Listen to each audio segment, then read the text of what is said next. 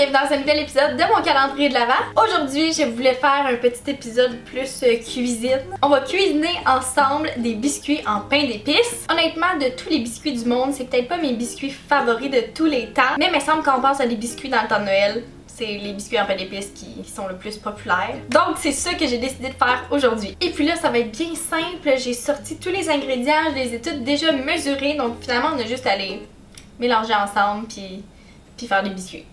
Si jamais vous avez du temps sous la main et que ça vous intéresse de faire des biscuits en pain d'épices, je vous invite à vous joindre à moi à préparer des biscuits. C'est comme ça va être comme si on cuisinait ensemble. Pour ce qui est de la recette, c'est pas la mienne. Je suis pas la meilleure à inventer des recettes. Dans le fond, j'ai écrit sur Pinterest Vegan Gingerbread Cookies et la première image qui m'est apparue, c'est elle que j'ai décidé de faire. Donc si jamais les biscuits sont bons, je vais mettre la recette en description juste en bas. On va commencer tout d'abord à préchauffer le four à 350 degrés Fahrenheit. C'est fait. Bon, je vais d'abord commencer par attacher mes cheveux parce que je sens qu'il va y avoir des désastres qui vont se passer sinon.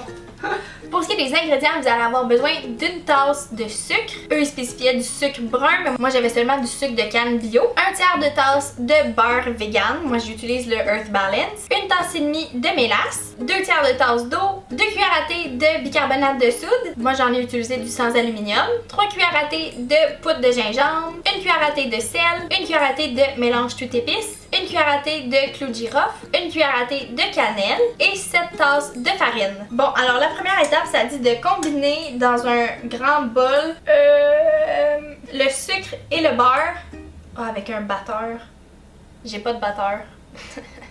Blablabla. Bon, on va le faire à fourchette, puis ça devrait fonctionner. Ok, alors j'incorpore le sucre avec le beurre. Et puis là, si vous avez un fouet, un batteur, un petit truc qui fait du but là, utilisez ça. Moi, j'en ai pas malheureusement, donc je vais essayer avec une fourchette. C'est pas la meilleure technique. Non, mais tu sais, dans le temps de nos grands-mères, là, quand il n'y avait pas de batteur électrique, là, ils devaient faire ça, là, je peux pas croire. Ok, je pense qu'on a quand même réussi à faire quelque chose de pas si mal, là, quand même. Ok, une fois que ça c'est fait, ça dit de lentement incorporer la mélasse, l'eau, en mélangeant continuellement. Ok, la mélasse. C'est donc bien satisfaisant à faire, ça. Oh, wow! C'est satisfaisant à regarder. Miam, miam, miam! Et l'eau. Ok, ensuite, ça dit d'ajouter le bicarbonate de soude et toutes les épices. Bicarbonate de soude.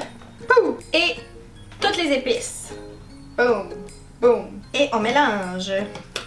Ça coule pas trop. Et puis là, ça dit d'ajouter la farine à ça. Mais j'ai vraiment un méga bol de farine. Ce que je vais faire, et j'espère que ça va pas ruiner la recette au complet, c'est plutôt de mettre ça dans la farine. Et ça dit que la pâte devrait être solide et non liquide après ça. J'ajoute la préparation à la farine.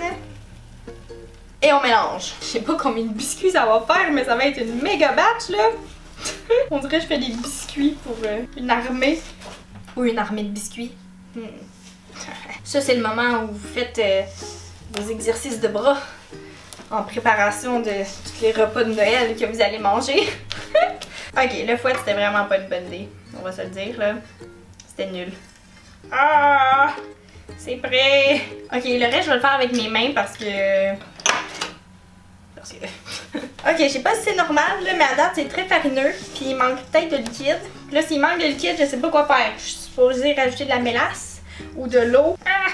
Ferme pas! Non. Ok. Ok, puis là, ça dit de retirer la pâte et de la former en boule. Mais moi, j'ai comme du sable. J'ai créé du sable. Tu sais, si je fais une boule, elle tient, mais comme... Je suis supposée faire une méga boule. Une méga boule, là. Une boule, une seule. Et placer au réfrigérateur pendant au moins 2 heures. Pas vrai? Non. Je suis pas obligée de faire ça. Je suis pas obligée de faire ça. Ok, il restait un fond de mélasse dans le fond du bol. Fait que c'est peut-être ça qui fait en sorte que c'est pas assez collant. Hein? Peut-être une petite affaire plus d'eau. Juste pour dire, là. Et on mélange. Prise 2. Ok, je pense que ça a une meilleure texture, là. Voilà. J'ai tout réparé. Ok, je ne ferai pas la boule à laisser au réfrigérateur pendant 2 heures parce que J'ai pas le temps de faire ça. OK? OK, j'ai lavé ma surface de travail. Je vais mettre de la farine. Je l'ai mis haut. Alors. J'avais plus de farine blanche, il me restait comme un fond de farine de seigle. Fait que je vais utiliser ça. J'espère que ça va pas ruiner la recette. Oh. Ok. Faut-tu que je mette beaucoup de farine? C'est peut-être assez. Je sais pas. Je vais tout la mettre. Ok. Ma grand-mère, je l'ai vu faire fariner le rouleau à pâte. Et ça disait de rouler. Rouler sur une surface farinée. Un quart de pouce d'épais. Ok. Là, ce que je vais faire, c'est prendre le mélange et faire 2 grosses boules avec. Ok, ça c'est ma première grosse boule. Ok, et je roule. Ok, c'est parti. Je pense que c'est une bonne épaisseur, ça. Puis là, il faut sûrement le mettre sur une plaque. Blablabla. Ok, là, il faut le mettre sur une plaque avec un papier parchemin par-dessus. Plaque. Papier parchemin. Et puis là, j'ai mes petits moules de biscuits en pain d'épices. Là, je fais juste ça. Wouh! Ok, comment je fais pour le sortir? Ah, je sais pas. Oh, ils sont déjà cute! Ok, doucement. Oh, ok, il a cassé un peu en arrière, c'est pas grave. On continue. Il est vivant. Trop cute! Ok, et je le mets sur la plaque. Ok, lui il a déjà cassé un peu. C'est pas grave. Je pense que j'ai pas mis assez de farine. Ils ont de la misère à décoller du comptoir. Il a cassé. On va en essayer un autre. Ok. C'est tellement stressant à cuisiner. J'ai cassé sa jambe. Ça va peut-être se recoller. Je suis désolée. Ok, là je suis à ma deuxième batch, puis honnêtement, je pense que j'ai la twist. Fait que là, le truc que j'ai trouvé, c'est de prendre le moule, puis vraiment de shaker comme ça. Ok, ça n'a pas marché, attendez là. On va recommencer. Ok, on prend le moule, on shake le biscuit, on le soulève, puis on le touche même pas, puis poup, ça va plaque. Puis là, ils sont parfaits. Wow! Incroyable! Regardez-moi ça comme ils sont beaux. Wow! Avez-vous déjà vu des biscuits en pain d'épices aussi beaux? Sûrement. Ok, cuire pendant environ 9 à 10 minutes pour un extérieur croquant et un intérieur moelleux. Puis pour des biscuits vraiment croquants, cuire pendant 11 minutes. Ok? Ok, 9 à 10 minutes. Parfait.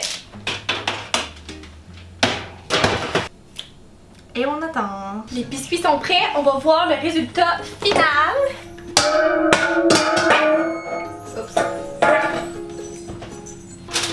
Oh wow, so cute! Oh my god, j'avais peur qu'ils brisent, mais ils sont full beaux! Oui, ça va, j'ai compris. Assez. Regardez-moi ça comme ils sont beaux! Je dirais que c'est un succès. Yes! Bon, alors mes biscuits sont tous prêts, ça m'en a fait, je sais pas combien ça m'en a fait, mais ça m'en a fait énormément. Et puis là, la dernière étape, c'est de faire le glaçage. Vous êtes pas obligés si vous aimez pas ça. Moi, je vais en faire parce que je me dis, tant qu'à manger des biscuits, aussi bien manger du glaçage avec. Donc, dans la même recette, ils disent de mettre 3 tasses de sucre en poudre, 2 cuillères à thé de jus de citron et 2 cuillères à table d'eau filtrée. Donc, c'est ça que je vais faire. Ok, 2 cuillères à thé de jus de citron. Et 2 cuillères à table d'eau.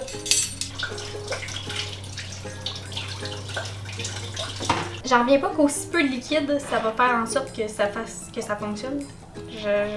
Je trouve ça étrange. C'est-tu normal, c'est gluant de même? C'est sûr que non. On dirait que je suis juste en train de faire une pâte. C'est pas normal! Ok, je vais rajouter de l'eau. On dirait que je suis en train de faire de la colle. C'est pas du glaçage, ça là. Ok, un petit peu plus de jus de citron peut-être. Ok, un peu plus d'eau encore. C'est mieux, mais c'est encore comme... je sais pas à quoi c'est supposé ressembler. Ok. Good enough.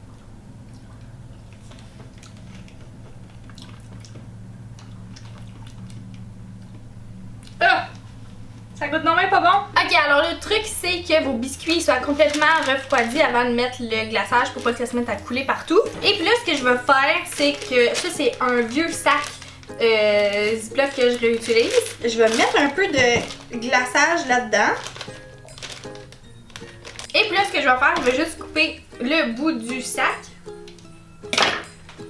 Ah, oh, ça coule. Oh my god. Et dessiner des choses sur les bonhommes. Ben, c'est pas facile, hein? It's cold outside, but the fire keeps us warm. We can spend the night underneath the mistletoe. And I've gotten you a present that I put under the tree. Tomorrow it is Christmas, the first for you and me. The snow is falling down. Et voilà pour mes bonhommes en pain d'épices. J'espère que vous avez apprécié la vidéo. C'est peut-être pas les plus beaux biscuits, mais moi je les trouve chacun uniques à leur façon. J'espère que vous avez apprécié. Si jamais vous essayez la recette, dites-moi-le en commentaire. Dites-moi si vous aimez les biscuits en pain d'épices ou quel est votre biscuit favori pendant le temps des fêtes. Sur ce, je vous aime beaucoup puis on se revoit demain dans le prochain épisode. Bye! Bye! The snow is falling down and the storm is on its way.